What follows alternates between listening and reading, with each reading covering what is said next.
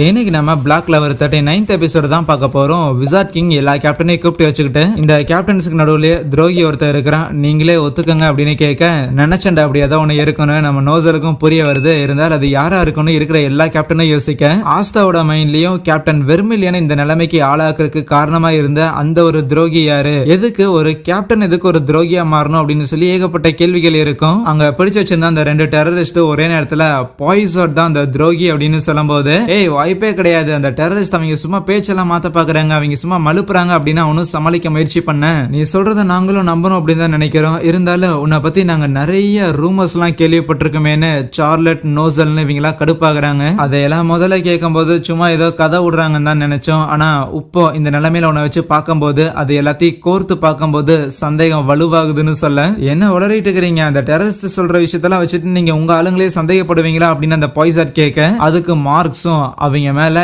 என்னோட memory exchange மேஜிக்கை நான் பயன்படுத்தி இருந்திருக்கேன், அதனால உன்னோட ஆக்டிங்க கொஞ்சம் விட்டுட்டு உண்மையை ஒத்துக்கடா அப்படின்னு இருக்கிற எல்லாரும் உன்னை கார்னர் பண்ணுவாங்க. அப்படின்னா கேப்டன் வெர்மிலியனோட இந்த நிலைமைக்கு நீதான் காரணமாடா அப்படின்னு சொல்லி ஹீரோவும் கடுப்பாக, அதுக்கு அவன் என்னன்னா, இல்ல நான் கிடையாது, நீங்க ஏதோ ஒண்ணு தப்பா புரிஞ்சுக்கிட்டு இருக்கிறீங்க, நான் நிரபராதிங்கிறத ப்ரூவ் பண்ணணுமே அப்படின்னு சொல்லிட்டு அப்படியே அவனோட மேஜிக்கை யூஸ் பண்ணி அவன் கம்ப்ளீட்டா இன்விசிபிள் ஆயிருவானா, மறைஞ்சு போனா வெற்றுமா என்னன்ட்டு இருக்கிற எல்லாரும் அவங்க கூட சண்டை போடுறதுக்காக தயாராக, என்னது அப்ப அந்த ஆள் இங்க இருந்து எஸ்கேப் ஆகலையா, கண்ணுக்கு தெரியாம தான் இருக்கிறான்னு சொல்லி நம்ம ஹீரோ அந்த மேஜிக் அப்பதான் பாக்குறான் போல. ஆனா அந்த பாய்ஸாட் இன்விசிபிள் ஆகிறது மட்டும் இல்லாம அங்க இருந்து எஸ்கேப் ஆகிறதுக்காக நிறைய இன்விசிபிளான ட்ரூப்ஸ் எல்லாத்தையும் சமன் பண்றான். ஆனா அங்க இருக்கிற கேப்டன்ஸுக்கு அது எதையும் சமாளிக்கிறது ஒரு பெரிய விஷயமே கிடையாது. அசால்ட்டா காலி பண்ண வில்லியமும் யாமியை பார்த்து என்னடா பண்றதுன்னு கேட்க, ஒன்னும் பிரச்சனை இல்ல நான் கவனிச்சுக்கிறேன்னு சொல்லுவான். அந்த பாய்ஸாட்டும் ஆல்ரெடி வெளியில எஸ்கேப் ஆகி வந்துகிட்டே இருப்பான். பரவாயில்ல, இந்த இன்விசிபிள் மேஜிக் என்கிட்ட இருக்கிற வரைக்கும் கண்டிப்பா உங்க யாராலையும் என் கிட்ட கூட நெருங்கவே முடியாது, ஏன்னா இந்த இன்விசிபிள் மேஜிக் தான் என்ன கேப்டன் ஆகிறதுக்கே உதவி பண்ணுச்சு.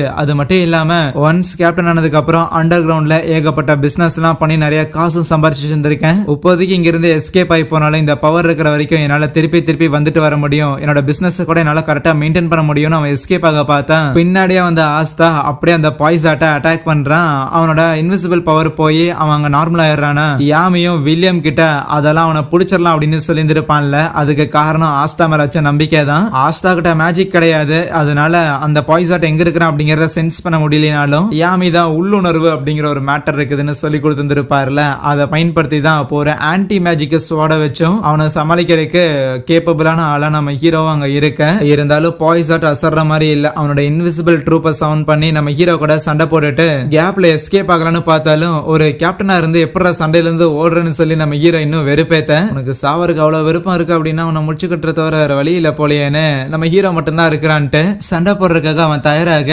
சாரிப்பா நானும் இங்க இருக்கிறேன்னு அந்த கில்லுங்கிற கேப்டன் இருக்கிறான்ல, அவன் ஏதோ இந்த பெயிண்டிங்லாம் வச்சு ஒரு மேஜிக் மாதிரியே பயன்படுத்துவானா.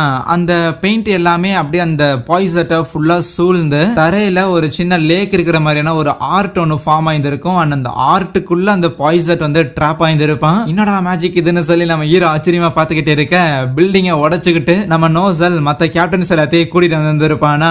அதுவே ஜாக் எல்லாம் ஐயோ சக கேப்டன் கூட நேருக்கு நேர் மோதறதுக்கான வாய்ப்பு கிடைச்சு அதை கரெக்டா என்னால யூட்டிலைஸ் பண்ண முடியல அப்படின்னு ஃபீல் பண்ணிட்டு இருப்பான். அந்த பாய்ஸட் கூட நேருக்கு நேர் சண்டை போட முடியலன்னு. ஓகே பசங்களா ஓரமா நில்லுங்க, அந்த பாய்ஸட்டை ட்ராப் பண்ணுவோன்னு ஒரு சின்ன மேஜிக்கல் கேப்சூல் மாதிரி கொண்டு வருவாரா. அதுவே அந்த கில்லுங்கிற கேப்டனும் ஹீரோ கிட்ட போயிட்டு, ஹே பையா எப்படா போய் அந்த பாய்ஸட்டை நீ புடிச்ச, பரவாயில்ல ஆன்டி மேஜிக்ல வச்சிருக்கியாமா, ஆமா உன் பேர் என்ன, நீ யாரு, என்ன பண்ற, இருக்கட்டும் முதல்ல நான் வந்து என் பேரு சொல்றேன், என் பேரு கில், நான் இங்க ஒரு கேப்டனா இருக்கிறேன், எனக்கு வயசு 19 ஐயா, என் பேர் ஆஸ்தா, எனக்கு 15 வயசு ஆச்சு, ஆனா 19 வயசுல எப்படியா கேப்டன் ஆனேன்னு சொல்லி நம்ம ஹீரோ ஆச்சரியத்துல இருக்க. ஓ உனக்கு 15 வயசு தான் ஆச்சா, அப்படின்னா என்னோட சின்ன பையன், அப்படின்னா சரி நம்ம 2 பேரும் ஃப்ரெண்ட்ஸா இருக்கலாம், ஏன்னா என் கூட இருக்கிறானுங்க பாத்தியா இந்த கிளகட்டைங்க, இவனுக்கு கூட எல்லாம் ஒண்ணுமே பேச முடியறது இல்ல, பேசினாலே எரிஞ்செறிஞ்சு விழுகிறானுங்க அப்படின்னு திட்டிக்கிட்டு இருப்பானா. நீ திட்டுறதெல்லாம் எங்களுக்கு கேக்குதுடான்னு யாமி வந்து நிப்பான் பின்னாடி. அதுக்கப்புறம் பாய்ஸாட்டி அரெஸ்ட் பண்ணி கொண்டு வந்து அந்த அண்டர் கிரவுண்ட்ல பிரிசன்ல வச்சு மார்க்ஸோட பவரை யூஸ் பண்ணி அவனோட மெமரியை ஆக்சஸ் பண்றாங்க. அது மூலமா அவன் இந்த சைட்ல காசு சம்பாதிக்கிறதுக்காக இல்லீகலா நிறைய மேட்டர் பண்ணது அது எல்லாமே வெளிச்சத்துக்கு வருது. அந்த கிரைம் எல்லாம் ஒரு பக்கம் இருந்தாலும் அவன் மேஜரா மெயினா பண்ண தப்பு அப்படிங்கிறது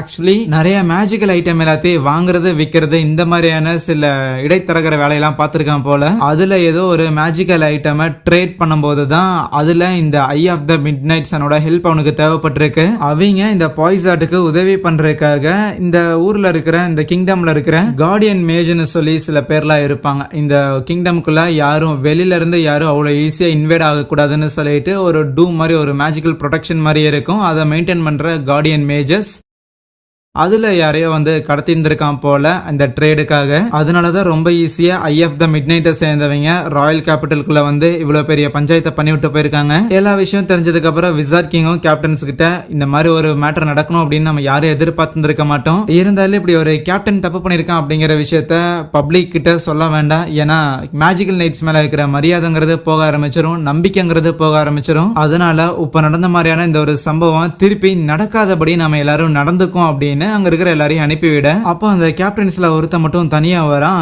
அவன் ஆக்சுவலி அந்த ராயாவா இருக்கும். எப்பா ஒரு இன்ஃபர்மேஷன் கேதர் பண்றதுக்கு எவ்வளவு நேரம் ஆக்டிங் போட வேண்டியதா இருக்குதுன்னு அந்த ராயா அங்க இருந்து கிளம்ப, அது விசார்ட் கிங் நம்ம கேப்டன் யாமியும் ஹீரோவை மட்டும் தனியா கூப்பிட்டு வச்சுக்கிட்டு, ஆல்ரெடி நம்ம கூட இருந்து தோளுக்கு தோல் நின்று சண்டை போட்ட ஒருத்தன் நம்ம முதுகுலே குத்துறான் அப்படின்னு தெரிய வரும்போது அது ரொம்ப கஷ்டமா இருக்கும். கூடயே இருக்கிறாங்கன்னு சொல்லிட்டு எல்லாரும் மேலேயும் ரொம்ப நம்பிக்கை வச்சுட்டேன், இனிமேல் கொஞ்சம் ஜாக்கிரதையா இருக்கணும், அதனாலதான் இந்த விஷயத்த உங்க 2 பேர்கிட்ட சொல்றேன்னு சொல்லும்போது அதுக்கு கேப்டன் யாமி நீ தப்பான ஆளை சூஸ் பண்ணிட்டே அப்படின்னு சொல்லிட்டு இருப்பான். எதுக்கு தேவையில்லாம என்னெல்லாம் நம்புறங்கிற மாதிரி. இருந்தாலும் விசார்ட் கிங் சொல்ல ஆரம்பிக்கிறாரு, என்னன்னா அந்த 2 டெரரிஸ்டையும் பிடிச்சி இன்வெஸ்டிகேட் பண்ணியிருப்பாங்கல்ல, அதுல இன்னொரு மேட்ரி சொல்லியிருப்பாங்களாமா. ஆஸ்தாவை கடத்திட்டு போனப்போ அங்க ஒரு ஸ்டோன் டேப்லெட் இருந்திருக்கும்ல, அதுல கூட சில மேஜிக்கல் ஸ்டோன்ஸ் எல்லாம் இருந்திருக்கும். வெர்மிலியனை அட்டாக் பண்ணதுக்கு காரணமே வெர்மிலியன் கிட்ட இருக்கிற ஒரு மேஜிக்கல் ஸ்டோனை ஆட்டைய போடுறதுக்காக தான். அந்த ஸ்டோன் டேப்லெட்ல இருந்த அந்த எல்லா ஸ்டோன்ஸையும் அவங்க கலெக்ட் பண்ணிட்டாங்கன்னா அவங்களோட உண்மையான ஃபார்மை அவங்களால அட்டைன் பண்ண முடியும்னு சொல்லியிருந்தாங்க.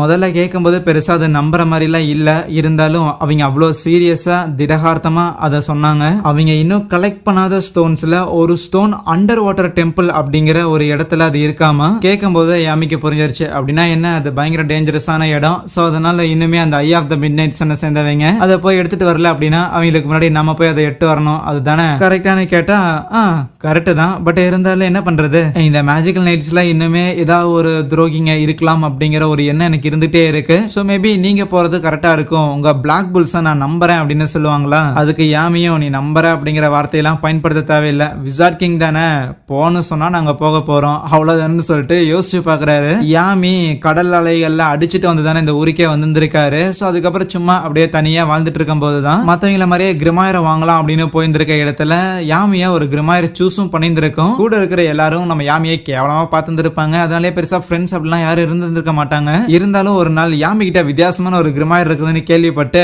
நம்ம விசார்ட் கிங் அந்த டைம்ல ஒரு கேப்டனா இருந்திருப்பாரா, அவர் வந்து யாமி கிட்ட பேச ஆரம்பிக்க, நான் ஒரு மேஜிக்கல் நைட்டோட கேப்டன்ரா, வரையான என்னோட பவர்ஸ் எல்லாம் ஷோ ஆஃப் பண்றேன் அப்படின்னா ஒன்னும் தேவையில்ல கிளம்பு அப்படின்னு சொல்லியிருப்பாரு யாமி. உனக்கு நான் டின்னர் வாங்கி தரேன்டான்னு சொல்ல, ஓ சோறு வாங்கி தரையா அப்படின்னா ஓகே வரேன்னு.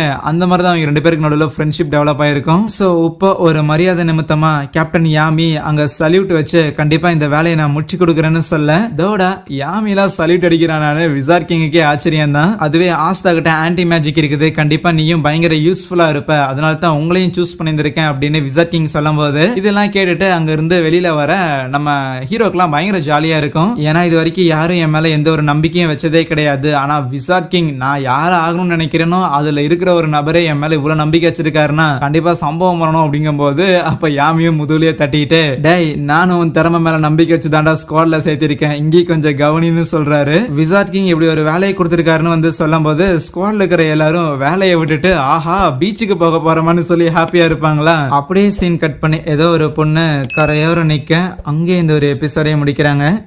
Soya thank you.